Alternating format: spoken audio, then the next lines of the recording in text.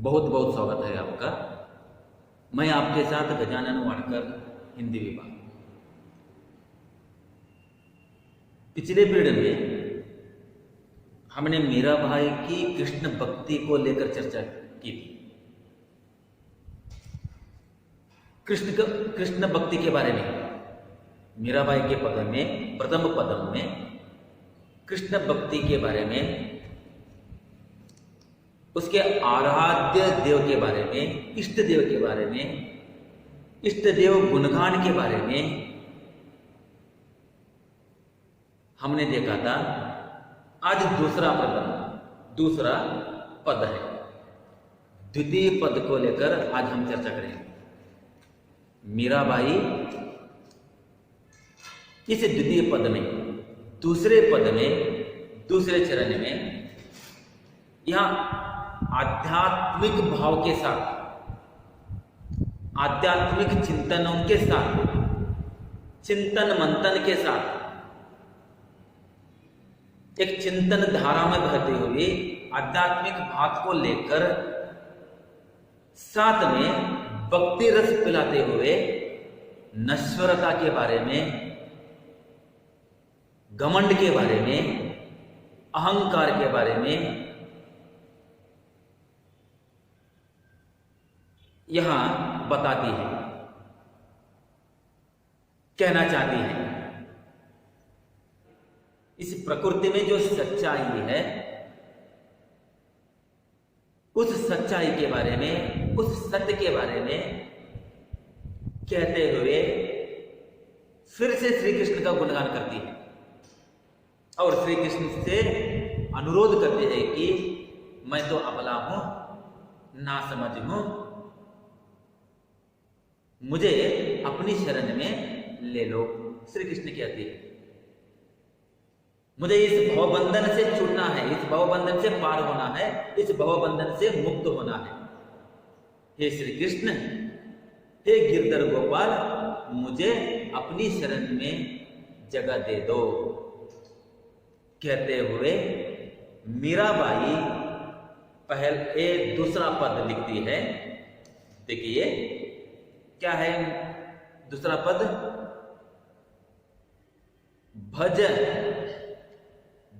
मन चरण कमल अविनाशी। भज मन चरण कमल अविनाशी। जेताई दिशा धरनी गगनमा। जेताई दिशा धरनी गगनमा। तेताई उठ जासी। तीरथ बरता ज्ञान कतंता कहालया करवत काशी। या देहिरो गर्भ न करना माटी में मिल जासी। यो संसार चहर रे बाजी। यो संसार चहर रे बाजी। सांझ पड़या उठ जासी। कहा बयाता भगवा पहरिया। गरदज लया सन्यासी। जोगी होई जुगत न जाना। जोगी होए जुगत न जाना। उलट जन्म रापासी। अरज करूस अबला श्याम तुम्हारी दासी। मीरा रे प्रभु गिरधर नागर। कांट्या मारी कासी। कितना सुंदर पद है। भक्ति के साथ साथ आध्यात्म रस भी हम पी सकते हैं इस पद को देखने के बाद। भक्ति भी है और एक हमारे लिए युक्ति भी है।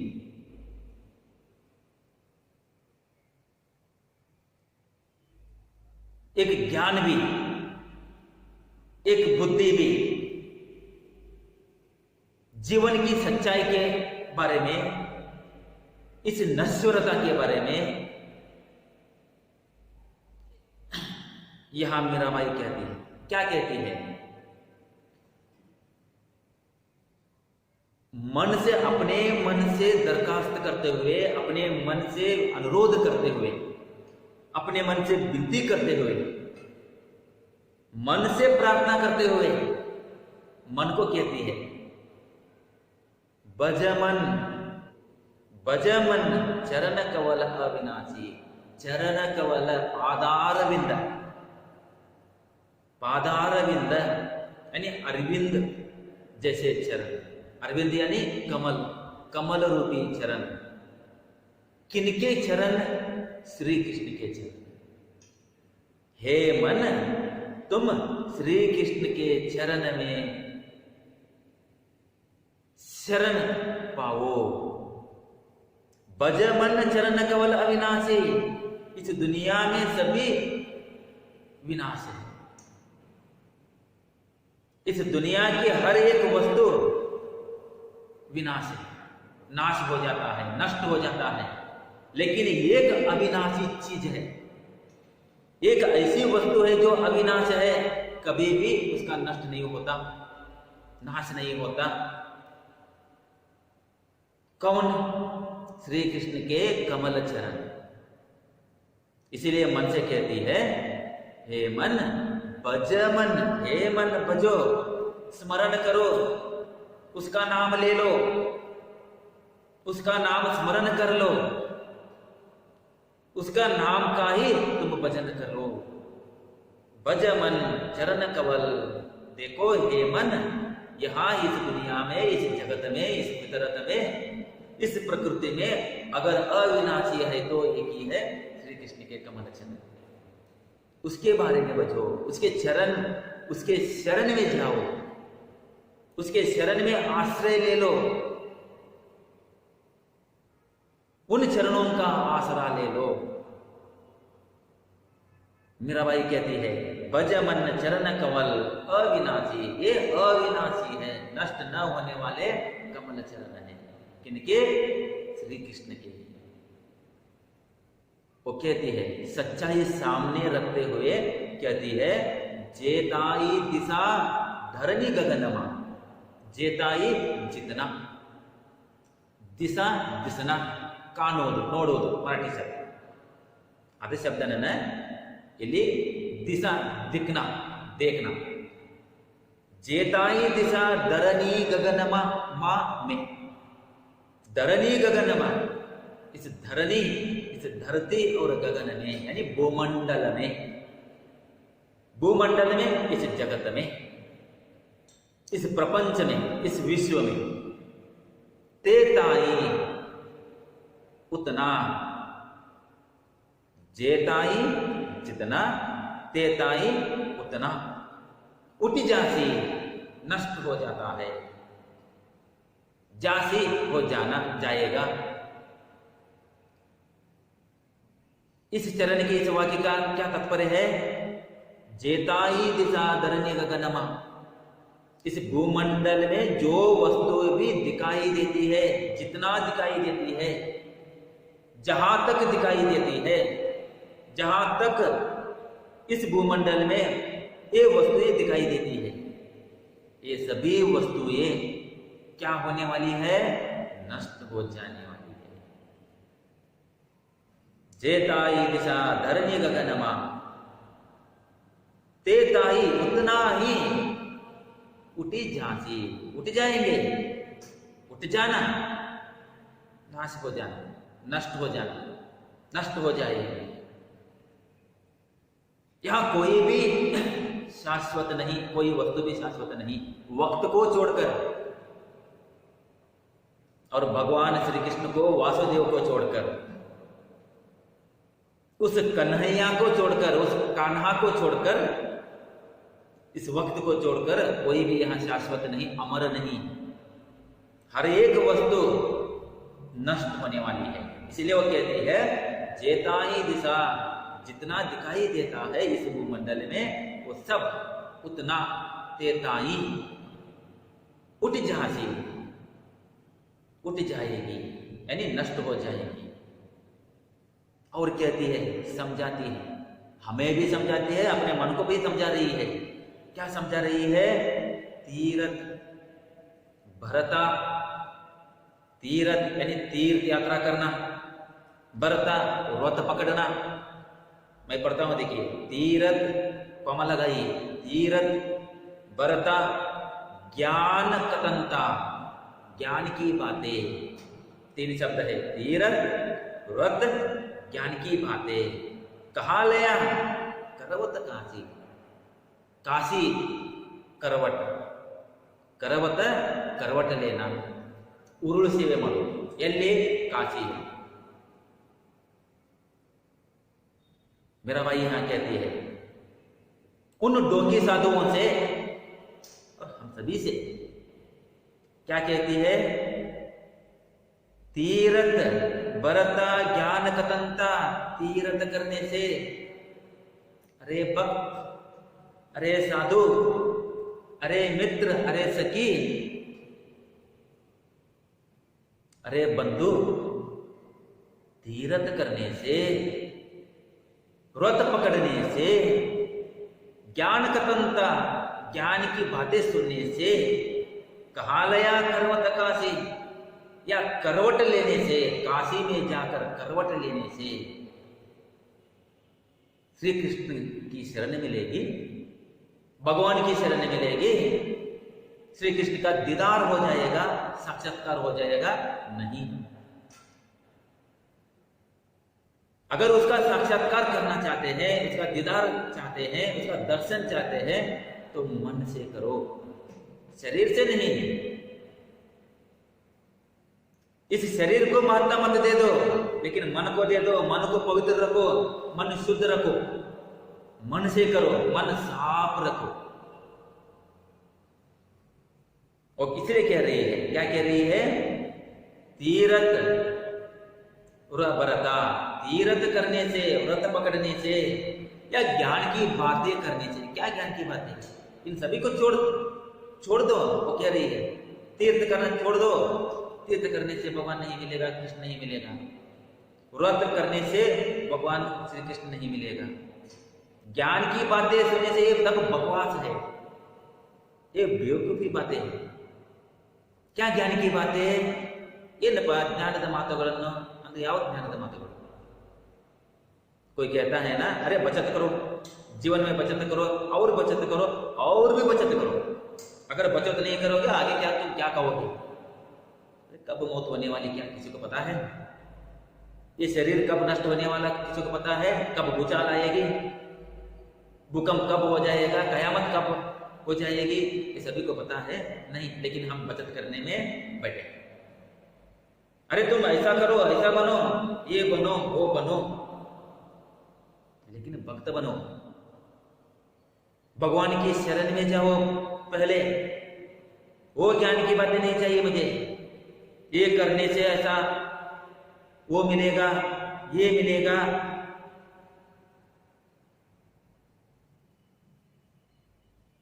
ये ज्ञान की बातें, कोई ज्ञान दे रहा है ना, तुम आज से ही बचत करके रखो, भावी जिंदगी को देखो।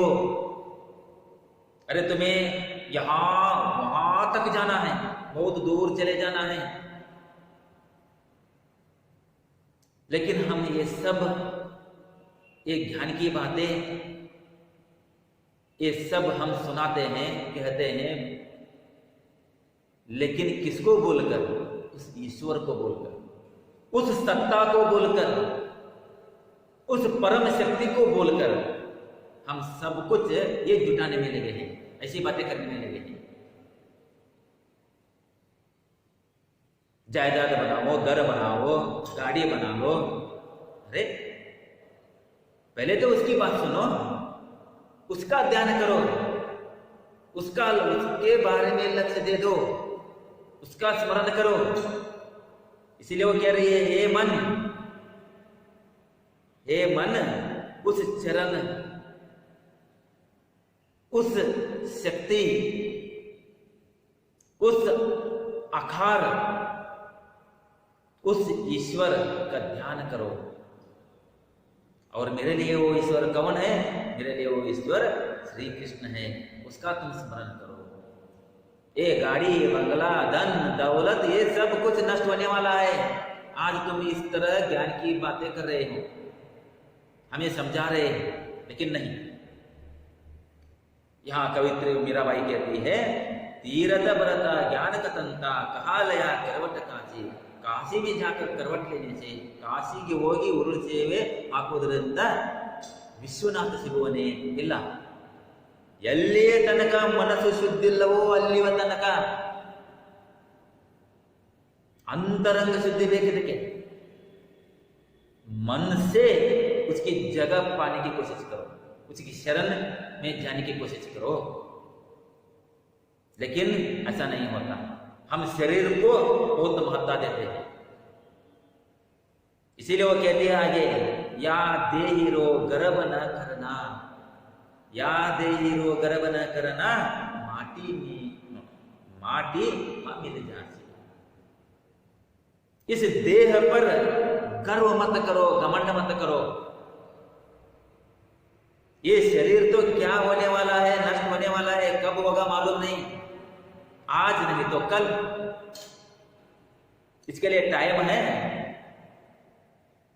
ये शरीर बुढ़ता चला जाएगा, बूढ़ा होता हुआ चला जाएगा और एक दिन तबाह हो जाएगा, मर जाएगा, मिट्टी में मिल जाएगा। गर्व मत करो, शरीर के आकार मत देखो, सुंदरता के बारे में मत सोचो, और इस शरीर से जो बना है पैसे, उस पैसे की चिंता मत करो, धन के चिंता मत करो, दौलत के बारे में चिंता मत करो, इस पूंजी के बारे में चिंता मत करो। ये धन दौलत संपत्ति ये पूंजी सब कुछ क्या मिट्टी में मिल जाने वाला है, जैसे ये शरीर मिलता है। इसीलिए वो कहती है, या देहिरो गर्व न करना, इस देह पर इतना गर्व मत करो। क्यों? क्योंकि माटी में मिल जाती, मिट्टी में मिल जाएगा। ये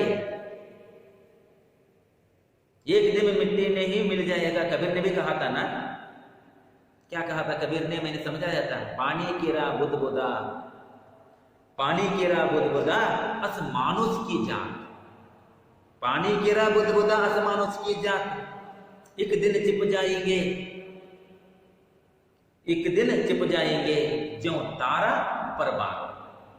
कबीर ने भी कहा है ना इस नश्वरता के बारे में, पानी के बुलबुले हैं, कब पटेगा मालूम नहीं, कब पटेंगे, ನೀರಿನ ಮೇಲಿನ ಗುರಳೆ ಯಾವಾಗ ಹೊಡೆಯುವುದು ಗೊತ್ತಿಲ್ಲ, ನೋಡ್ಲಿಕ್ಕೆ ಚಂದ ಹೌದಾ,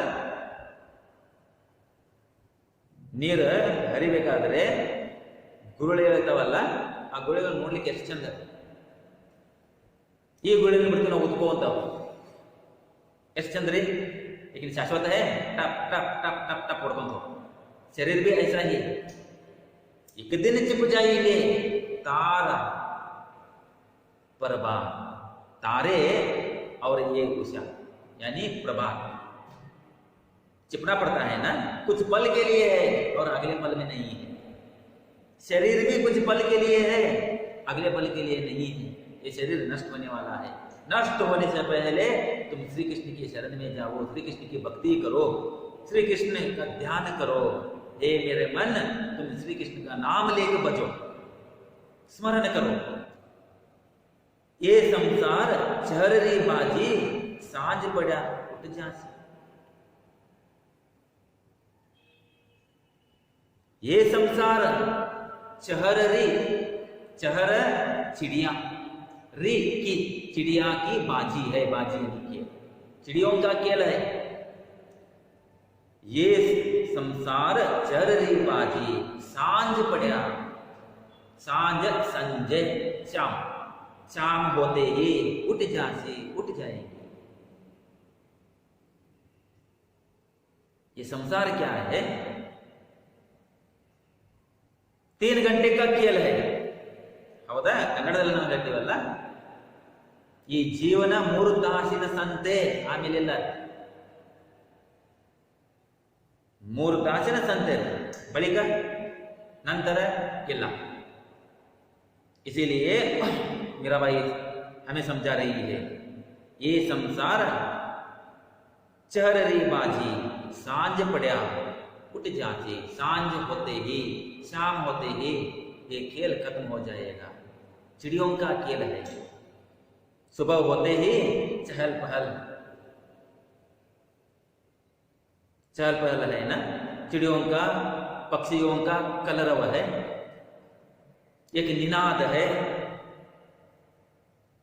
एक स्वर है, एक गुंजन है, और बाद में शाम होते ही वही गुंजन, वही कलरव, वही निनाद सब स्तब्ध है, निशब्द है। वो खेल देखने लायक है, पंछियों का उड़ना, पंछियों का आना जाना, उसका चहल पहल, एक खेल बहुत देखने का लायक है। लेकिन कब तक? शाम तक। शाम होते ही अपने घोंसले में लौट जाएंगे, खेल खत्म। शरीर भी ऐसा ही है, खाना पीना सोना, और इस शरीर का खेल अगर खत्म हुआ तो जाना, और सदा के लिए जाना, मिट्टी में मिल जाना है। इसलिए वो कहते हैं, या संसार चहर रे बाजी, सांझ पड़ा उठ जासी, कहा बयाता भगवा पहरिया, कहा बयाता भगवा पहरिया, भगवा भगवा कपड़ा, पहरिया पहनना, कहा बयाता भगवा पहरिया, गर तज लया सन्यासी।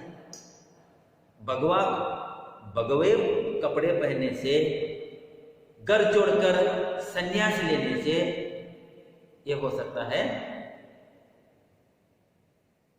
श्री कृष्ण का, अरे सन्यास बन जाए से श्री कृष्ण मिल जाएगा, भगवान मिल जाएगा, या भगवा पहनने से, दाढ़ी छोड़ने से, हाथ में कमंडल रखने से, विभूति लगाने से, तिलक लगाने से भगवान का साक्षात्कार हो जाएगा, भगवान मिलेगा, भगवान की प्राप्ति होगी? नहीं। इसके लिए बहुत मेहनत करनी पड़ती है, शरीर को दंड देना पड़ता है। ये दंड नहीं, व्रत पकड़ना, तीर्थ करना, ऐसा नहीं। यहां कवित्र कहते हैं, मीराबाई कहते हैं, कहा भैया इससे क्या होगा? कहा भैया था भगवा, भगवा पहनने से क्या होगा? घर छोड़ने से, घर तज, तज यानी छोड़ना, घर छोड़ने से, सन्यासी बन जाने से क्या होगा? मत करो ऐसा। अगर साफ दिल है, साफ मन है, शुद्ध मन है, तो देखो शुद्ध मन से पुकारो उस कन्हैया को, उस लाल को शुद्ध मन से, अंतरंग से पुकारो, आ जाएगा। पहले पद में आपने देखा ना, हंसते हंसते विष का प्याला, वो जहर पी लिया, किसका नाम लेकर? श्री कृष्ण का नाम लेकर, हंसते हंसते। ये करने से नहीं, ये करने से नहीं मिलेगा। और कहती है, जोगी होए, योगी हो गए, जोगी हो गए, घर छोड़कर सन्यास बनकर जोगी बन गए, लेकिन जुगत न जाना, जुगत युक्ति न जानी।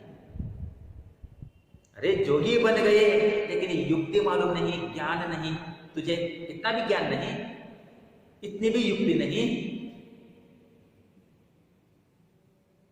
वो कहती है, जोगी होए जुगत न जाना, उलट जन्म र पांसी। ये जन्म तो उलट न पांसी, फिर से जन्म होने वाला है, फिर से जन्म होने वाला है। इसका मतलब फिर से हम इस भव बंधन में आ जाने वाले हैं, मोक्ष नहीं प्राप्त होगा। इसका मतलब अगर पुण्य नहीं किया, धर्म नहीं निभाया, धर्म को अपनाया नहीं, तो क्या हो जाएगा? ये शरीर नष्ट हो जाएगा, और एक और योनि में ये शरीर जन्म पा जाएगा, एक और योनि में। और कैसी योनि में? एक कीड़े की योनि में, एक पशु की योनि में, एक प्राणी की योनि में फिर से जन्म होगा।